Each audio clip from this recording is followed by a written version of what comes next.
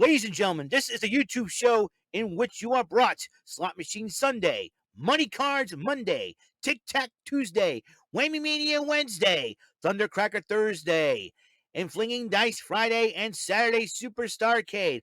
Also wrestling news from Raw, NXT 2.0, AEW Dynamite, NXT UK, Impact Wrestling, SmackDown and 205 Live, and AEW Rampage, and special episodes from Road and Up, Cyber Swaggin', and the philosophies of Lee McLeese. Ladies and gentlemen, this is the YouTube show of fun, of knowledge, strategy, luck and daring, and mental shenanigans. This is WEML-TV Channel 77. And now here's the host of the show, live from New Bedford, Massachusetts. It is none other than Eric M. Lima.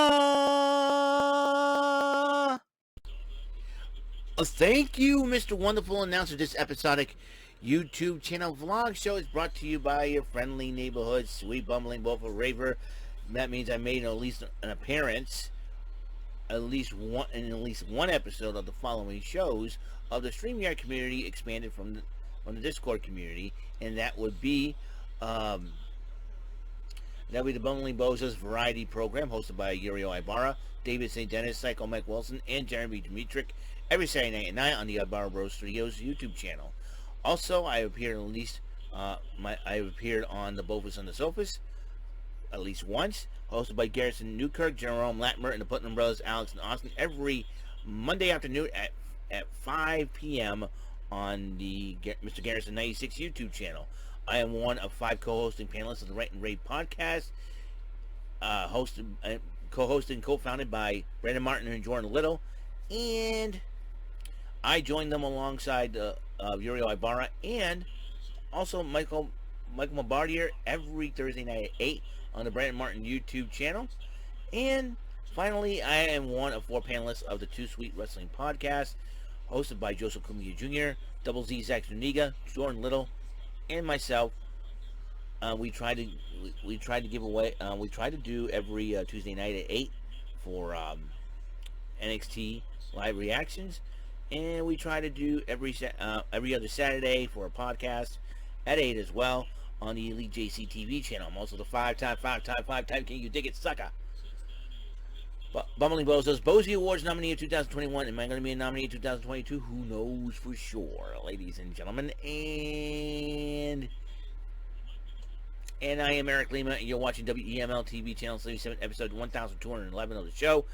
May the 10th, 2022, 10:39 p.m. This will be my final video for the night, as I watch the Red Sox have a 6-4 lead. Hopefully they keep the lead against the Atlanta Braves, the defending World Series champions. Sorry, Mr. Alex Putnam. Unless they make a comeback in the bottom of the ninth, we will see. But however, and we're going to go over NXT 2.0 for May the 10th, 2022.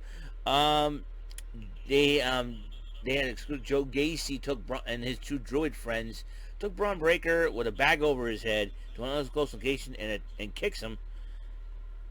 And he'll address the crowd later. The NXT Women's Tag Team Championship on the line. Toxic Attraction, JC Jane and the lovely Gigi Dolan defending the title against Roxanne Perez and Wendy Choo. And thanks to Mandy Rose getting involved in the matchup,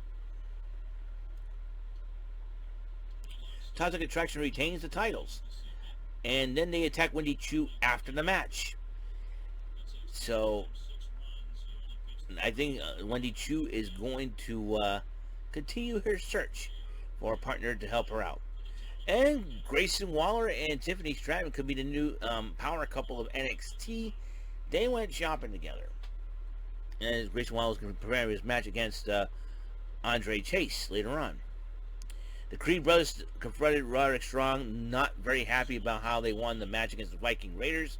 He said, you know what, next week we'll have a rematch, but this time around, we don't want you in our corner or anywhere else. But Roderick Strong decided to introduce Damon Kemp as the newest member of Diamond Mine. The Diamond Mine's expanding a little bit, but I think they're going to split up. And when Creed brothers will probably go against Roderick Strong and Damon Kemp in a tag team matchup. We shall see. Well, what happened to Ivy Nile? More on that later. Joe Gacy and his droids, like I said, addressed the crowd and addressing Bron Breakker about inviting Bron Breakker to join his crew. And so Bron Breakker will be returning next week to find out, to respond to that. Andre Chase and Bodie Hayward are talking about their matchup against Chase's matchup against against Grayson Waller, but Saray interrupts him and tells him in Japanese, and when he had the subtitles at the bottom, said, "Hey, it's Tiffany Stratton. I'm sick of it. Since they're now joining forces, I think we should make this thing a mixed tag." Bodie Hayward was perfect in understanding what Saray had to say, and Andre Chase says, "Let's make that match happen." And then the Ivy Nile challenge, the first challenge they do, a bunch of guys are doing it. Whether it's push-ups, and as push-ups continue, some guys dropped out of the challenge. The first NXT Women's Breakout tournament in the left side of the bracket, Fallon Henley goes one-on-one with Sloane Jacobs against Sloane Jacobs, and Fallon Henley ended up winning that matchup with the support of Brooks and Jensen at ringside. Mackenzie Mitchell interviewed Legado Del Fantasma about Tony D'Angelo. So, and they sent Cruz Del Toro, "Hey, Cruz, go get the car and everything else." Cruz goes outside, but then Tony D'Angelo, Troy Donovan, and Shane Lorenzo attack and kidnap Cruz Del Toro. Legado Del Fantasma has no clue what happened.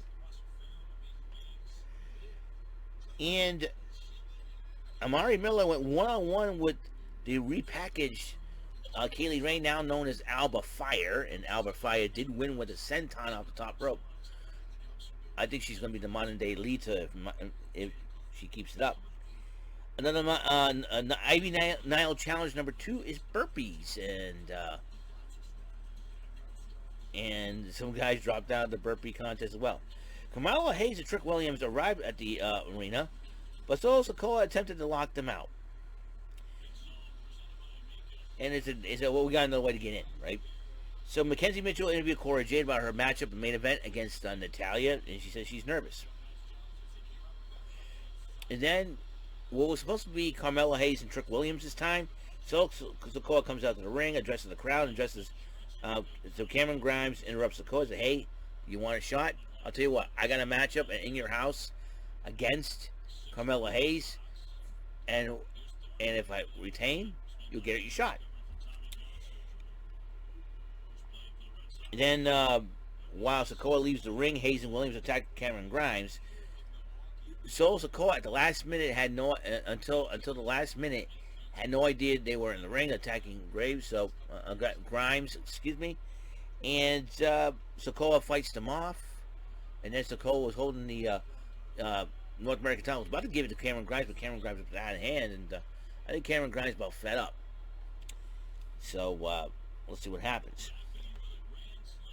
And then as Electra Lopez, Santos Escobar, and Joaquin Wilde, he said, "Where's Cruz? What happened?" Cruz. He takes a long time. And then Joaquin Wilde just looks, and they realize, he's been kidnapped, and they were attacked. So they knew who it was. Escobar calls D'Angelo, and then all of a sudden, a challenge has been made, an issue for next week. The match is happening. Tony D'Angelo one-on-one with Santos Escobar of Legado Del Fantasma. Mackenzie Mitchell was interviewing Nathan Frazier, who was looking forward to the NXT UK episode 200. And he says, and then Zion Quinn interrupts him and says, "Hey, gives advice and says, 'Run it straight.'" And Nathan Frazier asks him what "run it straight" mean. And Wes Lee interrupts both men, and Wesley was talking. You see what he means, right? I thought it was an American thing, and they kind of look at him, and Wesley's knocking his head, nodding, shaking his head, going, "Mm-mm." And Zion Quinn just looked at those two like, okay. So the mixed tag match is happening, and Andre Chase and Saray teaming up against Grayson Waller and Tiffany Stratton. And when Saray was dressed as a schoolgirl, she held up her sun necklace, and then all of a sudden, when all three of them went through, Saray is in her wrestling gear ready to go. Andre Chase has gone from red to blue and had sneakers in which Andre Chase was pretty fun. But Bodie Hayward turns into the Saray schoolgirl cheerleader. I was laughing. I was like, this is too funny. And Grayson Waller and Tiffany Trenton like, what the heck is going on? In the end, Saray and Chase, thanks to the mind games alongside Bodie Hayward's air horn, won the matchup. Ivy Nile challenge number 3, lunges with Bulgarian bags. Hey, I wonder if Ivy Nile was talking to Rusev and say, hey, can I borrow some Bulgarian bags? Who knows for sure. Anyways.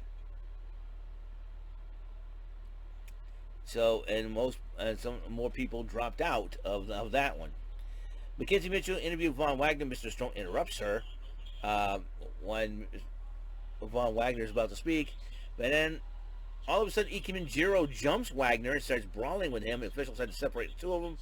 Ike Minjiro is probably screaming at him in Japanese and all that, so it's going to be a little bit crazy. Indy Hartwell is still depressed the fact that she lost her best friend, Persia Pirotta. Obviously, she's been released. And Dexter Loomis has also been released. A little sad. And then they started talking to Indy Hartwell, and we know how you feel. And it's, oh, no man has met them. And they started making fun of her. No man has ever left Mandy Rose. And then all of a sudden, you know, Indy Hartwell's getting upset. And they said, try to team up Wendy Choo. And then the other left-hand bracket, number 2. And it will Nikita Lyons versus Ariana Grace. And this was a heck of a matchup between not only beautiful and curvaceous women, but it was a great matchup. And Ariana Grace tried to give all she's got. And we know the heavy favorite going into this matchup was Nikita Lyons. Nikita Lyons did pick up the victory over the second-generation superstar. That's right, Ariana Grace is the real-life daughter of Santina Morella. And then the fourth and final Ivy Nile challenge is battle ropes and pull-ups. More people drop out. And in the end, Ivy Nile, she said she's going to be the last person standing, and she is. Viking Raiders address the Creed brothers, say, hey, we respect you, but next week, all that's go out the window. You better work hard and earn your victory yourself. So, and then the main event, Cora Jade one-on-one with Natalya, and this match was great. And Natalya, and it was a great matchup. Natalya in the end put the sharpshooter on, but Cora Jade passed out because she couldn't take the pain. Natalya picks up the victory, but she ended up helping up Cora Jade, and oh no, yes, and Natalya extended her hand, picked it up, and gave Cora Jade a hug. It was a beautiful moment right there. I think she was trying to test Cora Jade out, and I think Natalya wants to see if Cora Jade has what it takes, and Cora Jade being one of the youngest people on the roster. So there is that.